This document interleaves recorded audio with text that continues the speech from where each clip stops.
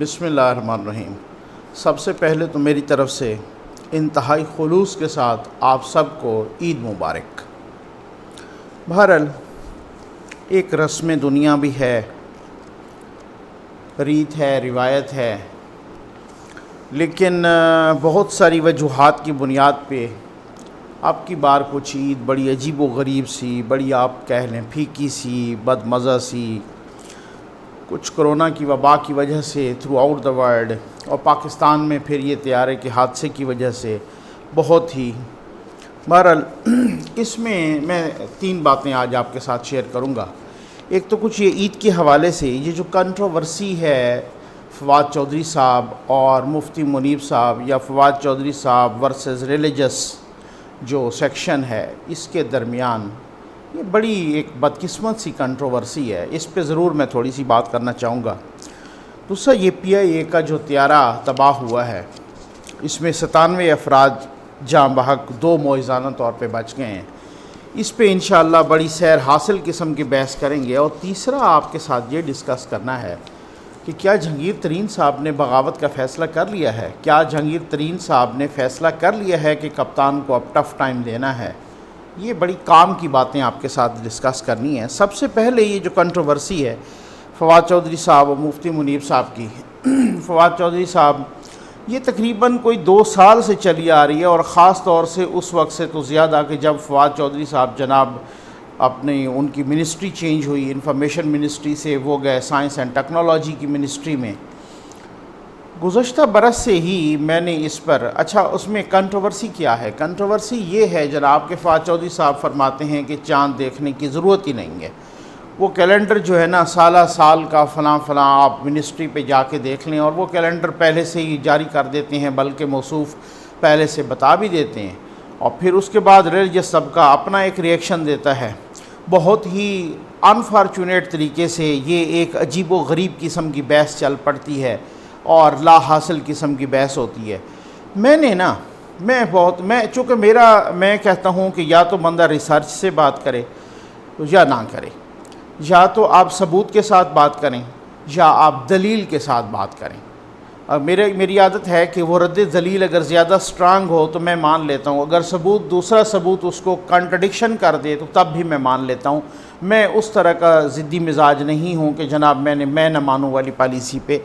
میں نے اس کے بعد پوچھنا شروع کیا۔ سب سے پہلے یہ دیکھیں کنٹروورسی کیا ہے۔ وہ کہتے ہیں جی دیکھنے کی ضرورت ہی نہیں ہے، اور مذہبی طبقہ کہتا ہے کہ چاند جب تک نہ دیکھیں تب تک آپ عید نہیں کر سکتے ہیں۔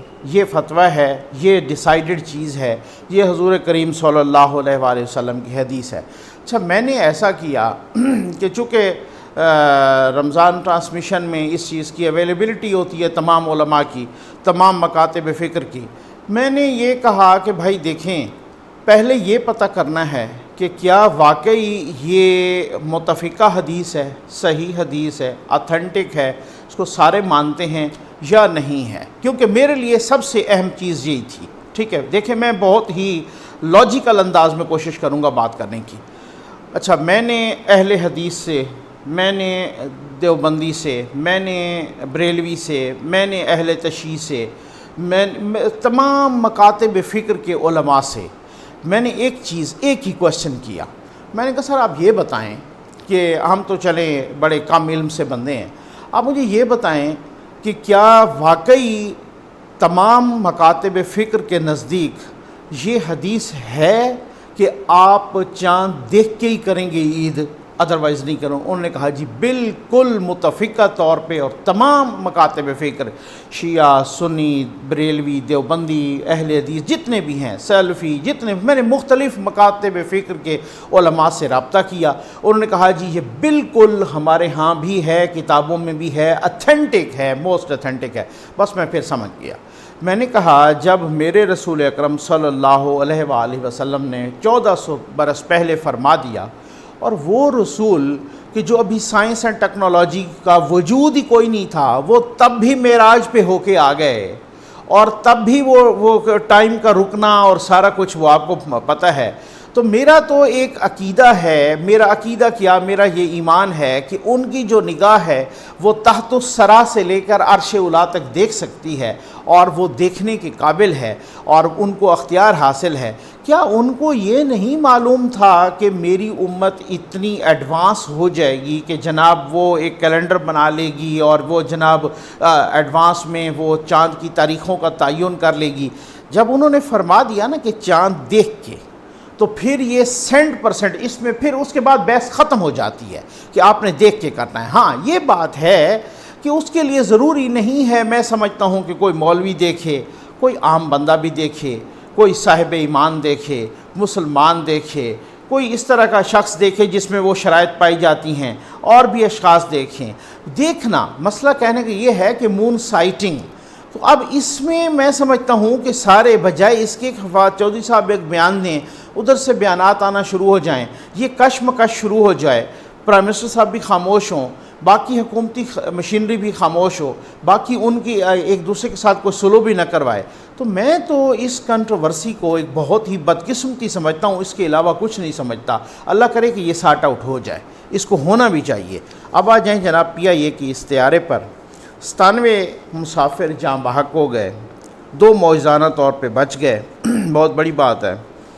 ہم نے انا للہ و انا الیہ راجعون کہہ کے، لواحقین کو صبر کی تلقین یاد دلا کے، مرنے والوں کو شہید قرار دے کے یا ان کے درجات کی بلندی کی دعا کر کے جان چھوڑا لی۔ میں حیران ہوں، معاف کیجیے گا، مجھے کچھ پرائم منسٹر آف پاکستان کے کچھ اقوال یاد آ رہے ماضی کے، اور وہ اقوال جناب کس طریقے کے اقوال کہ پرائم منسٹر صاحب فرماتے تھے، اس وقت وہ پرائم منسٹر نہیں تھے، وہ فرماتے تھے کہ جناب جب کسی ملک میں، باہر کے تہذیب یافتہ ملک میں، سویلائزڈ کنٹری میں، ڈیموکریٹک کنٹری میں، وہ یورپ کی اکثر مثالیں دیتے ہیں، کہتے ہیں کہ جناب کوئی ٹرین کا حادثہ ہو جاتا ہے، یہ وہ چیزیں جو آپ کو معلوم ہے، یہ بات نہیں ہے، جب ٹرین کا کوئی حادثہ ہو جاتا ہے تو وہ اس حادثے کے نتیجے میں جو منسٹر ہوتا ہے، حالانکہ وہ ٹرین نہیں چلا رہا ہوتا، وہ مستعفی ہو جاتا ہے کیونکہ وہ صحیح انکوائری ہو۔ پھر اب میں حیران ہوں، آپ ذرا سرچ کر لیں گوگل کر کے، آپ کو پتہ چلے گا کہ جب سے آئے ہیں کوئی چھوٹے بڑے 100 حادثات ہو چکے ہیں اور سینکڑوں لوگ اس میں جاں بحق ہو چکے ہیں۔ شیخ صاحب کو انہوں نے مستعفی تو نہیں کروایا۔ میرا ایک سوال ہے، یہ میں نے آپ سے کہا نا کہ سوال مر جائے گا تو زوال ہو جائے گا، ٹھیک؟ اچھا، بڑا ایک کلپ وائرل ہوا تھا پرائم منسٹر آف پاکستان کا، اور وہ بہت ہی دلچسپ قسم کا کلپ تھا۔ پرائم منسٹر آف پاکستان فرما رہے تھے کہ جناب ساؤتھ کوریا کا پرائم منسٹر، ساؤتھ کوریا کا، یہ اس زمانے کی بات ہے، پرائم منسٹر ایک کشتی ڈوبتی ہے تو وہ ریزائن کر جاتا ہے، اور خود خان صاحب کہہ رہے تھے، آپ نے دیکھا ہوگا وہ کلپ، اگر نہیں دیکھا تو دیکھ لیجئے، ساؤتھ کوریا کا پرائم منسٹر اگر ایک کشتی ڈوبتی ہے تو وہ ریزائن کر جاتا ہے۔ آگے خود عمران خان صاحب کہتے ہیں کہ حالانکہ وہ کشتی نہیں چلا رہا ہوتا، کشتی تو کوئی اور کشتی تو وہ ملاح چلا رہا ہوگا، کشتی تو وہ ڈرائیور چلا رہا ہوگا، جو بھی ہے، ٹھیک ہے نا، وہ نہیں چلا رہا ہوتا، لیکن اس کے باوجود بھی وہ ریزائن کرتا ہے کہ اس کے بعد جو کرنا تھا میں وہ نہیں کر سکا، ٹھیک؟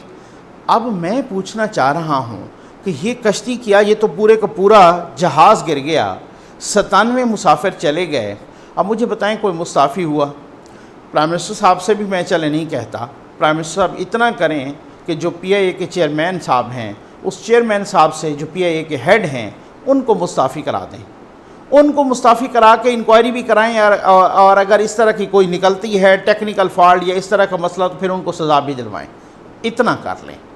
یہ کہنا بہت آسان ہوتا ہے، کرنا بہت مشکل ہوتا ہے، اور یہ ایک بات اس طرح سے ہوتی ہے، یوں لگتا ہے جیسے یہ اپوزیشن کے زمانے کی باتیں ہوں، اور بہت ہی خوبصورت۔ اب آپ نے نہیں سنا، خود میڈیا پہ یہ اپنا ایئر وائی نے بھی چلایا، بہت سارے اور میڈیا نے بھی چلایا کہ اڑان بھرنے سے پہلے جناب فنی خرابی کی خبریں ہیں۔ اچھا، پھر کچھ یہ خبریں بھی آئیں کہ جناب پائلٹ نے کوئی 2-3 مرتبہ وہ جو فٹنس سرٹیفکیٹ ہوتا ہے اس کو، یہ بڑی کام کی میں نے ریسرچ کی ہے، آپ اس پہ ذرا تھوڑا ساتھ رہیے گا، میں وہ ڈسکس کرتا ہوں، مجھے پتہ ہے جہانگیر ترین والی خبر کا بھی آپ کو بڑا ویٹ ہے، ٹھیک ہے نا، شدت سے انتظار ہے۔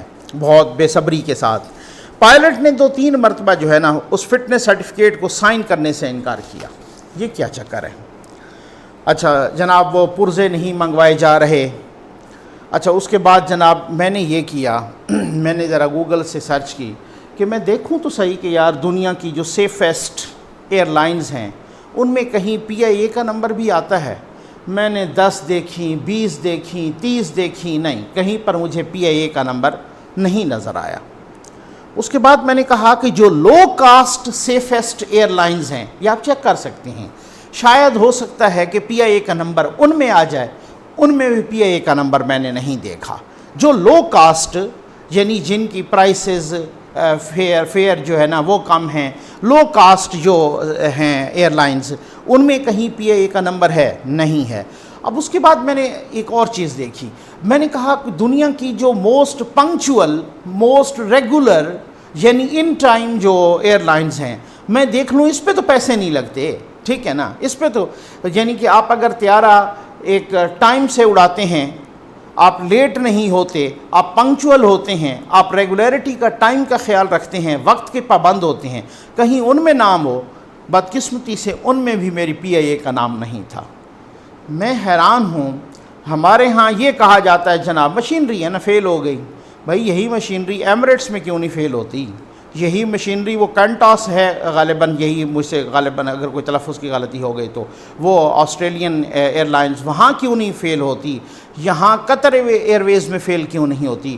باقی بہت ساری ہے، مطلب اس میں یورپی کنٹریز کی ہے، امریکن، وہاں مشینری کیوں نہیں فیل ہوتی؟ ایمریٹس کی ایک بندہ آج تک وہاں نہیں مرا، اور ہو سکتا ہے کوئی سلپ ہوئے ہوں کچھ طیارے اور اس میں کوئی زخمی ہوئے ہوں بندے، اس کے باوجود بھی انہوں نے ان کو سسپینڈ کیا، ان کو سزائیں دیں جو عملے کے لوگ تھے، لیکن یہ ادھر کیوں نہیں ہوتا، یہ ادھر کیوں ہوتا ہے؟ اب میں حیران ہوں کہ پچھلے حادثوں کو آپ دیکھ لیجئے، آپ ایئر بلو کا حادثہ ہو، چاہے وہ بھوجا ایئر لائن کا ہو، چاہے وہ جنید جمشید بھائی کا حادثہ ہو، ہمیں یاد ہے وہ لمحات، آپ یقین کیجئے کہ جب اطلاع ملی تھی بہت ہی قیامت خیز گھڑی تھی۔ اب ان کی تحقیقات کا کیا ہوا؟ کسی کو سزا ملی؟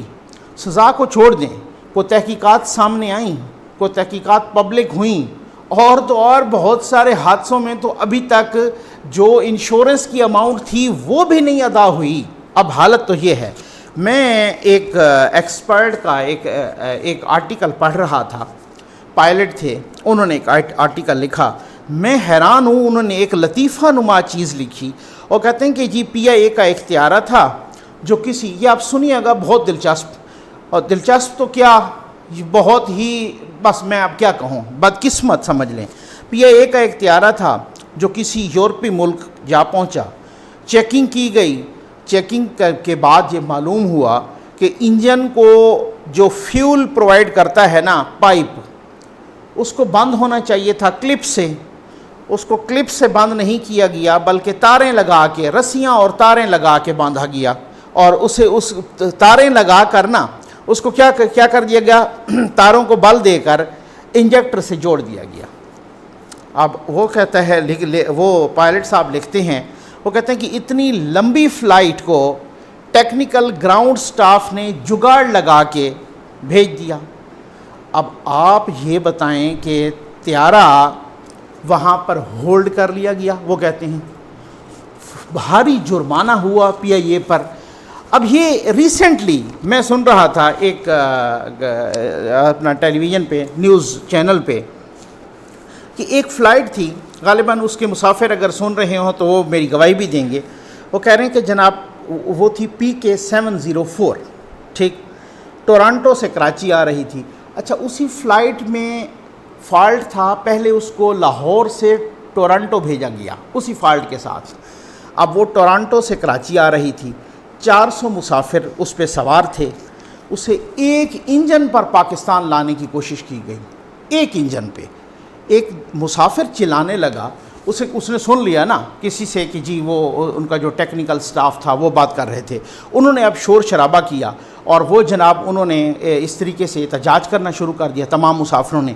جو کینیڈین اتھارٹیز تھیں انہوں نے پھر روک لیا جہاز کو، اب وہ کہہ رہے ہیں کہ بھاری جرمانہ ہونے کا بھی خدشہ ہے۔ تو مجھے اب آپ ذرا تھوڑا سا یہ بتا دیں کہ کیا ایسی یہ مشینوں کے فالٹ ہیں، یہ ہمارے فالٹ ہیں، یہ مشین کا نہیں، یہ ہماری نیت کا فالٹ ہے۔ آپ اندازہ کریں کہ اس طریقے سے جگاڑ لگا کے، اس طریقے سے انسانوں کی زندگیوں کے ساتھ کھیل کے، آپ کو کس نے حق دیا انسانوں کی زندگیوں کے ساتھ کھیلنے کا؟ آپ یہ میں پڑھ رہا تھا کہ پاکستان شکاگو کنونشن کے معاہدے کا بھی سگنیٹری ہے۔ اچھا، اس معاہدے کے ساتھ کیا ہے کہ پاکستان باؤنڈ تھا کہ وہ ایک خود مختار ادارہ بنائے گا، تحقیقات کا ادارہ، جو کہ آج تک نہیں بن سکا۔ تو میں حیران ہوں کہ اگر اسی طریقے سے ہر حادثے کے بعد ہم نے انا للہ پڑھنا ہے اور ہم نے جناب وہ شہید قرار دے دینا ہے اور ہم نے درجات کی بلندی کر کے اور فوٹو شوٹ کروا کے اور اس طریقے سے مطلب جو ہے نا ہائے ہائے ہاکار مچا کے، تو میں سمجھتا ہوں میں اس طریقے سے تو پھر ہم اگلے حادثے کا انتظار کریں گے۔ اللہ ہم سب پہ رحم فرمائے، لیکن وہ بات وہی ہے کہ خدا نے آج تک اس قوم کی حالت نہیں بدلی، نہ ہو جس کو خیال آپ اپنی حالت کے بدلنے کا۔ یہ تو قرآن کا فیصلہ ہے نا، یہ اس میں تو غلطی ہو ہی نہیں سکتی نا۔ جہانگیر ترین صاحب پہ آ جائیں جناب، کیا انہوں نے بغاوت کا فیصلہ کر لیا؟ کیا انہوں نے کپتان صاحب کو ٹف ٹائم دینے کا فیصلہ کر لیا؟ جو چینی کی فورینزک رپورٹ آئی ہے، اس پہ بھی انشاءاللہ میں بناؤں گا، اور اب انشاءاللہ دوست بہت سارے شکوہ کر رہے ہیں، اب آپ کے ساتھ کنٹینیوسلی ان ٹچ رہیں گے، میری کوشش ہوگی میں 2 ویڈیوز بناؤں۔ اچھا، اب مجھے یہ بتائیں کہ یہ جو چینی کی فورینزک رپورٹ آئی ہے، اب اس پہ کارروائی کرنی پڑے گی۔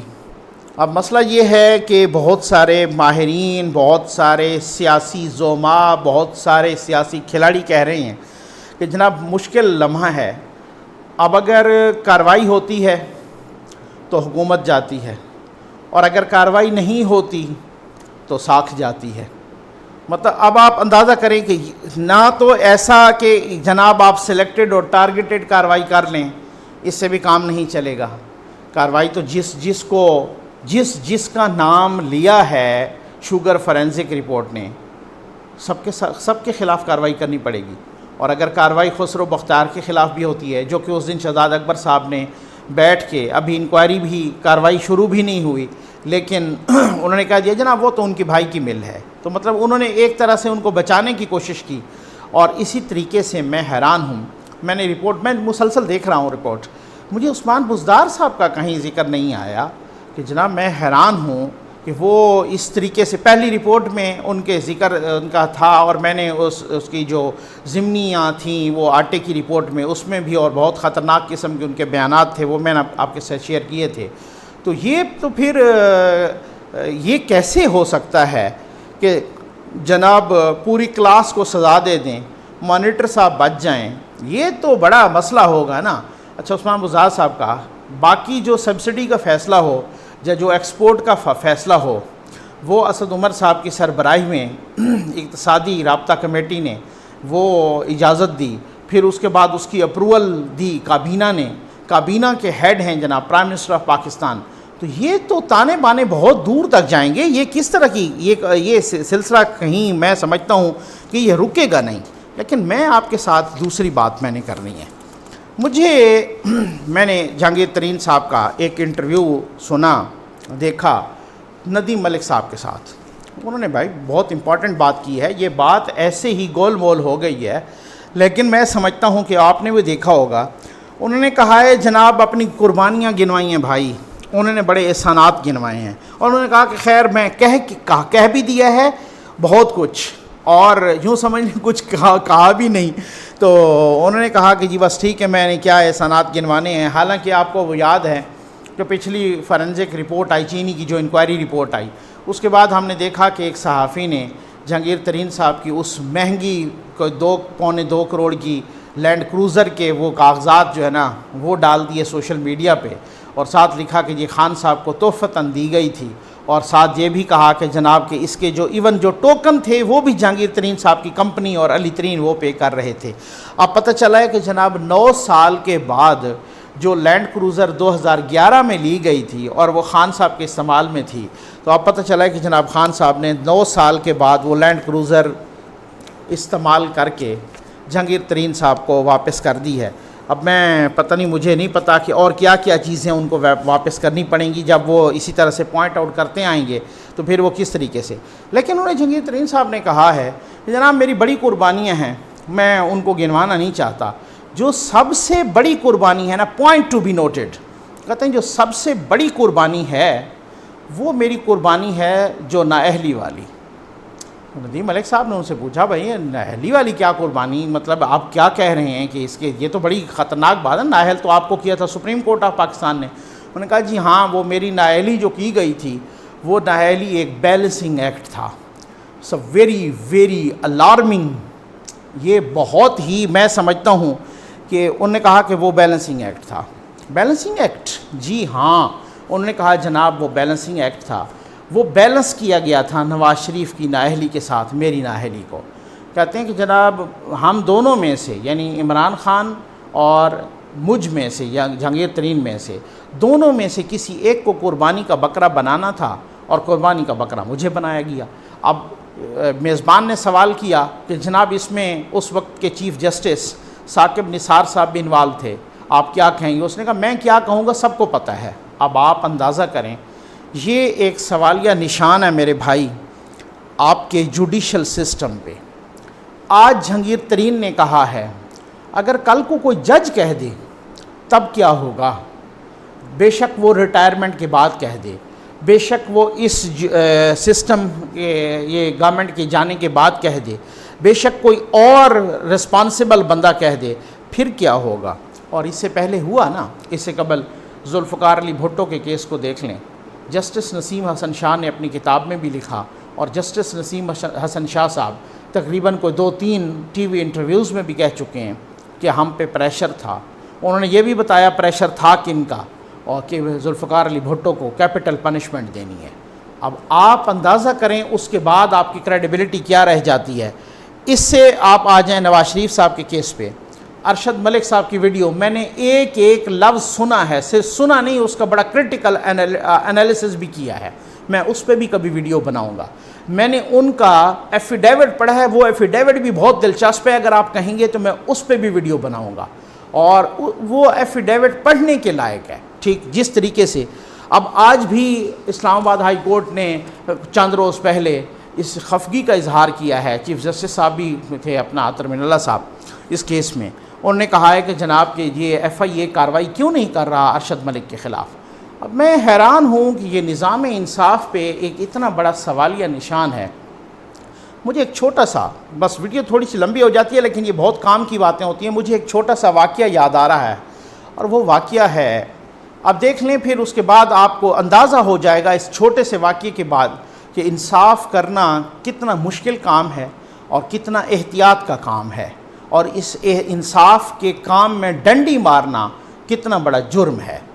میں چونکہ میں ہسٹری سے بہت شغف رکھتا ہوں، بہت ہی انٹرسٹ ہے میرا، تو بے شک چاہے وہ اسلامک ہسٹری ہو، چاہے وہ انڈو پاک ہسٹری ہو، چاہے باقی ہسٹری ہو، ورلڈ ہسٹری ہو وغیرہ. اچھا، میں پڑھ رہا تھا ایک واقعہ کہ بنی اسرائیل میں نا ایک قاضی القضات یعنی کہ چیف جسٹس صاحب تھے. یہ سنیے گا، بہت کام کی بات ہے. وہ ان کے بارے میں مشہور تھا کہ جناب وہ بہت ہی زبردست قسم کے فیصلے کرتے ہیں اور بہت ہی ان کا انصاف مشہور تھا بنی اسرائیل میں. اچھا، انہوں نے اپنی مسز سے کہا کہ جب اگر میں آپ سے پہلے فوت ہو جاؤں نا تو آپ نے ایک کام کرنا ہے، میری ڈیڈ باڈی کو کچھ دنوں کے لیے ایک تختے پہ رکھ دینا ہے، مجھے دفن نہیں کرنا، چند دنوں کے لیے تختے پہ رکھ دینا ہے آپ نے، اور ذرا آبزرو کرنا ہے اس کو. اچھا، وہ اسی طرح اپنی مسز سے پہلے فوت ہو گیا، بیمار ہوا اور اس نے نصیحت کی اور پھر وہ فوت ہو گیا. اس کی مسز نے اسی طرح سے کسی کو نہیں بتایا، اور ایز اٹ از جیسے اس نے کہا تھا اس نے تختے پہ رکھ دیا. 1 دن 2 دن 3 دن جتنے دن آبزرو کرتی رہی وہ کنٹینیوسلی تقریباً. انہوں نے دیکھا ان کی مسز نے، چیف جسٹس صاحب کی، کہ ایک خطرناک قسم کا کوئی انسیکٹ ہے، کوئی کیڑا ہے یا بچھو ہے، کچھ بھی ہے، وہ آ کے اس چیف جسٹس صاحب کے یہاں ڈنگ مارتا ہے، کاٹتا ہے، پھر اس کے بعد یہاں پہ ڈنگ مار کے اس نے بڑا زخم کر دیا اور اس کی باڈی کو کچھ بھی نہیں ہوا. بس پھر اس کے بعد وہ بچھو چلا گیا، غائب ہو گیا دوسرے دن، پھر کچھ نہیں ہوا۔ اس کی مسز نے انفارم کیا اور باقی سب کو جو ہے نا ان کو دفنا دیا گیا چیف جسٹس صاحب کو۔ چیف جسٹس صاحب رات کو خواب میں ملتے ہیں، اپنا آتے ہیں اپنے مسز کے، اور مسز ان سے پوچھتی ہیں کہ یہ کیا مہمہ ہے، میں نے یہ چیز جو دیکھی ہے تو اس میں کیا چکر کیا ہے؟ انہوں نے مسز کو بتایا کہ اصل میں چکر یہ ہے، اب میں آپ کو چکر بتاتا ہوں۔ ایک مرتبہ یہ ہوا، میں نے تمام فیصلے جتنے بھی اپنی لائف میں کیے، خوف خدا کو سامنے رکھ کے، انصاف کو سامنے، قانون کو، انصاف کو بالکل میں نے بہت ہی ڈر کے اور اللہ تعالیٰ کے کو حاضر ناظر جان کے اور بس اس کے خوف سے کیے، اور میں نے بہت، لیکن ایک مرتبہ ایسا ہوا کہ میرا بردر ان لا سالہ، یعنی کہ آپ کا بھائی، یہ وہ مسز سے کہہ رہا ہے خواب میں، آپ کا بھائی وہ عدالت میں کسی دوسرے فریق کے مد مقابل میرے سامنے میری کورٹ میں آ گیا، اس کا مقدمہ۔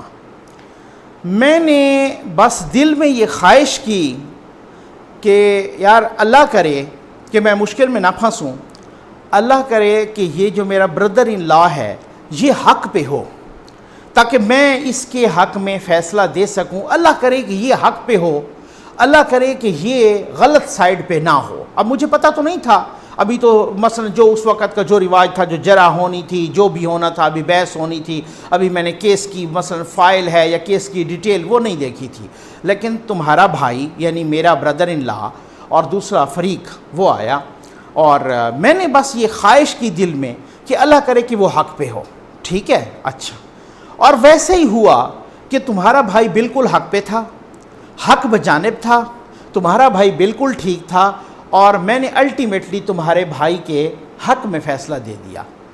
مجھے عطاب اس وجہ سے یہ آیا ہے، یہ نہیں کہ میں نے فیصلہ غلط دیا، نہ، فیصلہ بالکل میں نے ٹھیک دیا، مجھے صرف عذاب اس وجہ سے آیا، اللہ نے یہ عذاب مجھے اس وجہ سے دیا کہ تو نے وہ خواہش کیوں کی تھی کہ اللہ کرے میرا بردر ان لا حق بجانب ہو۔ اس خواہش کے کرنے کی قیمت یہ ہے کہ تم نے یہ جرم کیا ہے، اس جرم کے نتیجے میں اس بچھو نے تجھے کاٹا ہے۔ آپ خود انصاف کر لیجئے، ذرا سوچئے انصاف کرنا کتنا مشکل کام ہے اور انصاف نہ کرنا کتنا بڑا جرم ہے۔ امید ہے آپ کو ویڈیو پسند آئی ہوگی۔ آپ کا بہت بہت شکریہ۔